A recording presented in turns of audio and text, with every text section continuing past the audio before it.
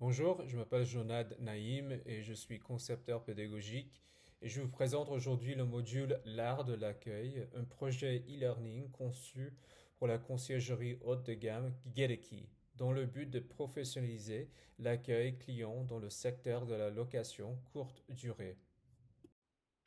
Dans un premier temps, je voudrais vous parler de l'origine et contexte de cette demande de formation. Geteki est un acteur majeur dans la location courte durée haut de gamme à Paris, avec plus de 200 propriétés et un partenariat officiel avec Airbnb. Son modèle repose sur une commission prélevée sur les revenus des hôtes. Dans un contexte d'expansion rapide en France, l'un des grands défis est de maintenir un niveau de qualité constant, notamment lors des check-ins, qui sont des moments clés de l'expérience client. Cette présentation porte donc sur un module de formation dédié à l'onboarding des agents d'accueil pour professionnaliser le processus de check-in dans un cadre premium. Ce projet répond à un besoin stratégique, professionnaliser l'accueil dans un contexte d'expansion hors de Paris. Sans cadre clair, les pratiques sont hétérogènes avec un risque d'erreur et une perte de temps. L'objectif est de renforcer l'autonomie des agents et garantir une qualité de service constante. Les résultats attendus, 50% de gain de temps sur les procédures, une note moyenne de 4,8 sur 5 sur les recommandations clients concernant le check-in et 100% des logements validés après contrôle qualité. On va passer au public cible. Le public visé est composé des nouveaux agents d'accueil, freelance ou autres entrepreneurs, jeunes et mobiles, souvent déjà en mission. Ils ont des profils variés et un peu de temps disponible. Le défi, c'est de proposer un module rapide, engageant et mobile first sans sacrifier la rigueur ni la qualité du contenu. Lors du recrutement, les agents d'accueil ont déjà Pour compétences en organisation et gestion du temps, une maîtrise de l'anglais et du français, possession d'un téléphone mobile, des excellentes compétences relationnelles avec les clients et une expérience ou un intérêt pour le tourisme. En termes d'accessibilité, les agents d'accueil doivent être en mesure d'entendre, de voir et de marché. Alors, pour concevoir un module réellement pertinent, j'ai suivi plusieurs agents d'accueil dans leur journée type. L'objectif était de comprendre leur réalité terrain, identifier leurs points de friction, leurs déclencheurs contextuels et observer comment ils interagissent avec le client et leur environnement. Cela m'a appris de concevoir un parcours aligné à la fois avec leur vécu et les exigences du commanditaire, en intégrant des solutions pédagogiques concrètes et adaptées. Et souvent, je vais faire appel à cet parcours d'apprenant type pour des choix pédagogiques qu'on va voir plus tard. Maintenant, on va passer à l'ingénierie pédagogique de ce module. Pour répondre aux indicateurs de performance évoqués plus tôt, comme le gain de temps de check-in ou l'augmentation de la satisfaction client, il fallait identifier le comportement observable qui y correspondait. L'objectif de performance retenu était donc réaliser un check-in et une vérification de logement conforme, comme attendu lors d'un recrutement. En partant de ce résultat visé, j'ai appliqué une logique de design rétroactif et nous avons cherché avec le commanditaire une évaluation sommative faisable à distance sans formateur présent. La solution retenue, que l'agent enregistre une démonstration complète à soumettre pour évaluation via une grille de critères standardisée. En appuyant sur le parcours apprenant et une analyse des besoins, nous avons identifié les erreurs fréquentes, les freins à l'application des procédures et les conditions réelles de terrain, pour ensuite construire des contenus et modalités ciblées qui préparent l'apprenant uniquement à cette performance. Avec ces informations en tête, on va passer aux objectifs pédagogiques.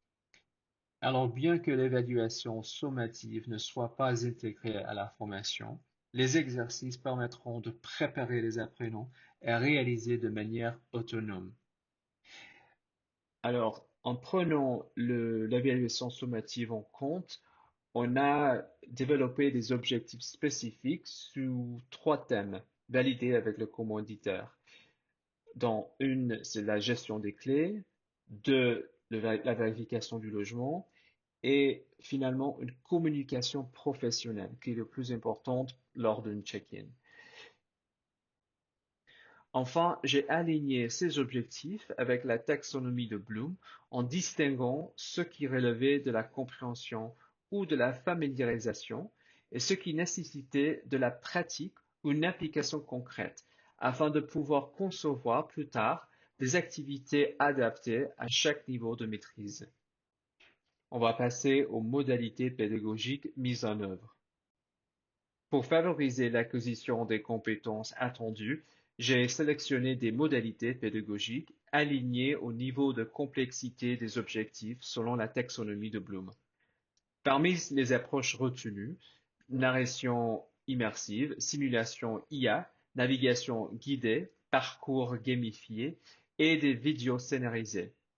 Ces modalités permettent de passer de la compréhension à l'application concrète, tout en ancrant l'apprentissage dans des situations proches du réel.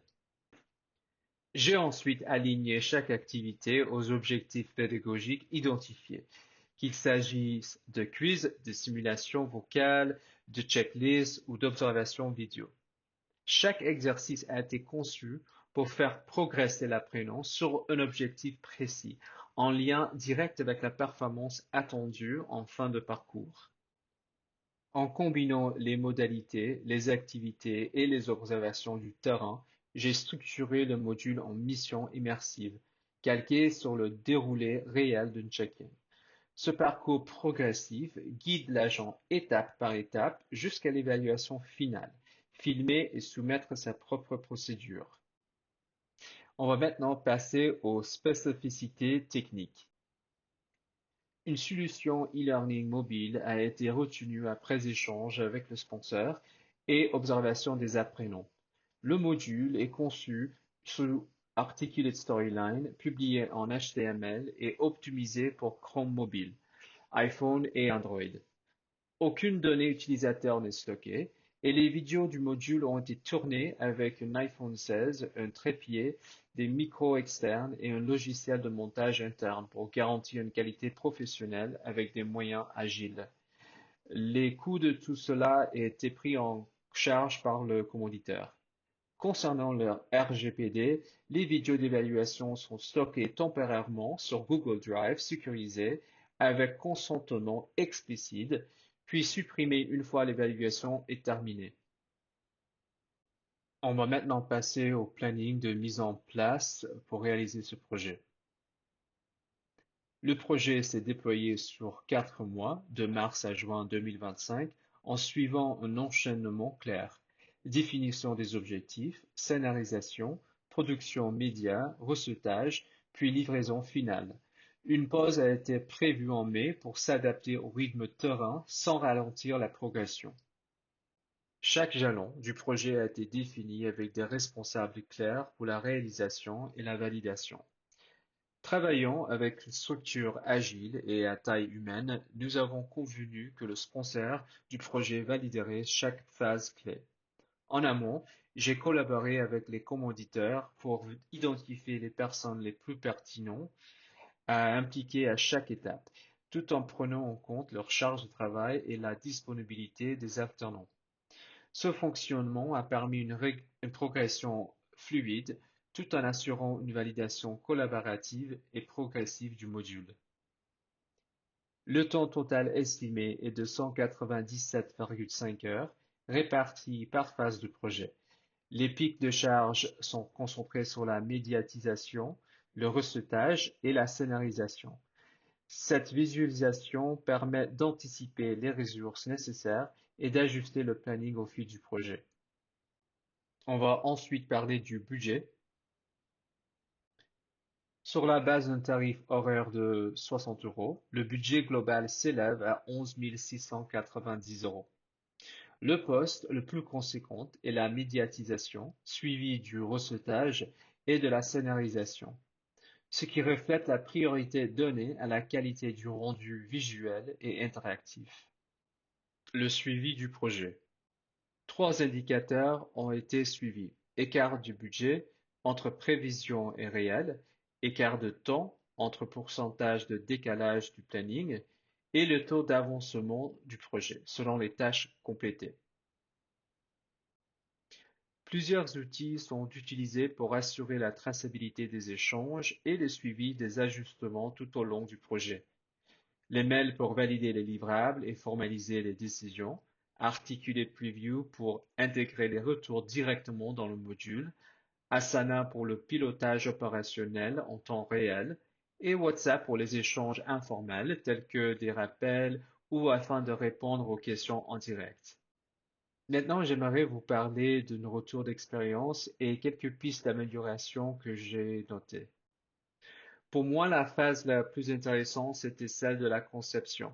Ça m'a permis de faire une analyse de besoins profonds, où j'ai parlé aux experts, aux sponsors et aussi les apprenants types. Et ça m'a permis vraiment de mettre ces éléments ensemble, de trouver des idées, de vraiment imaginer une scénarisation et une structure pédagogique adaptée à la conseillerie et pour ce sujet. En revanche, j'ai clairement sous-estimé la médiatisation, notamment parce que c'était ma première utilisation d'Articulate Storyline. Certaines activités comme la simulation IGA ont demandé un apprentissage technique parallèle et du prototypage, ce qui m'a alourdi la charge, mais il n'y a aucun regret. La vidéo a aussi été un défi. J'ai travaillé avec une alternante que j'ai fallu accompagner.